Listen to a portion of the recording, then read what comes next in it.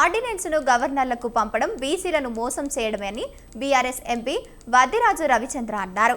అయితే రాష్ట్రపతి దగ్గర రిజర్వేషన్ బిల్లును కాంగ్రెస్ విత్డ్రా చేసుకుందా అని నిలదీశారు.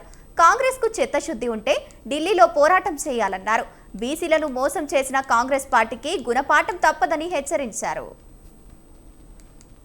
రావడానికి 42% రిజర్వేషన్ ప్రక్రియను ముందు పెట్టి బీసీల ఓట్లు కొల్లగొట్టుకొని మీరు అధికారంలోకి ఎట్లయితే వచ్చారో మరొక్కసారి అధికారాన్ని నిలబెట్టుకోవడానికి మళ్ళీ బీసీల మద్దతు ఎట్లా కూడా పట్టాలి, నేను మళ్ళీ ఇస్తున్నాను, నేను ఇచ్చాను, జీవో ద్వారా కానీ ఆర్డినెన్స్ ద్వారా కానీ నేను ఏదో తెచ్చి ఇచ్చే ప్రయత్నం చేశాను, ఎవరో పోయి ఆపారు, నేను మీ పట్ల చాలా చిత్తశుద్ధిగా ఉన్నాను, కొట్లాడుతున్నాను అని చెప్పేసి మరొక్కసారి మీరు బీసీ సోదరుల ముందు మాయమాటలు చెప్పి ఓట్లు కొల్లగొట్టాలని చూసే ప్రయత్నానికి స్థానిక సంస్థల ఎన్నికల్లో కూడా మా బీసీ సోదరులందరూ కూడా ముందే తెలుసుకుంటారు. ఇది ఎందుకంటే గతంలో మేము ప్రయత్నం చేసాము, 3DP పార్టీ కూడా ఆర్డినెన్స్ ద్వారా ఇవ్వడానికి ప్రయత్నం చేస్తుంది.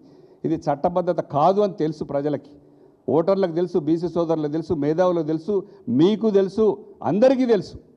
తెలిసి మళ్ళీ అది చేయడం, జీవో ఇవ్వడం, జీవో తెచ్చి నోటిఫికేషన్ ఇవ్వడం, నోటిఫికేషన్ తేవగానే రెండో రోజే next day or same day or next day stay తేవడం, అన్నీ ఆగిపోవడం, ఇవన్నీ సీక్వెన్స్గా జరుగుతాయని కూడా మీకు తెలుసు.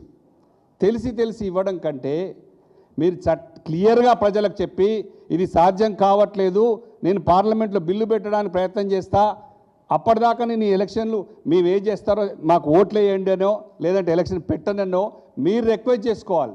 అధికారంలో రావడానికి 42% రిజర్వేషన్ ప్రక్రియను ముందు పెట్టి బీసీల ఓట్లు కొల్లగొట్టుకొని మీరు అధికారంలోకి ఎట్లయితే వచ్చారో మరొక్కసారి అధికారాన్ని నిలబెట్టుకోవడానికి మళ్ళీ బీసీల మద్దతు ఎట్లా కూడా పట్టాలి,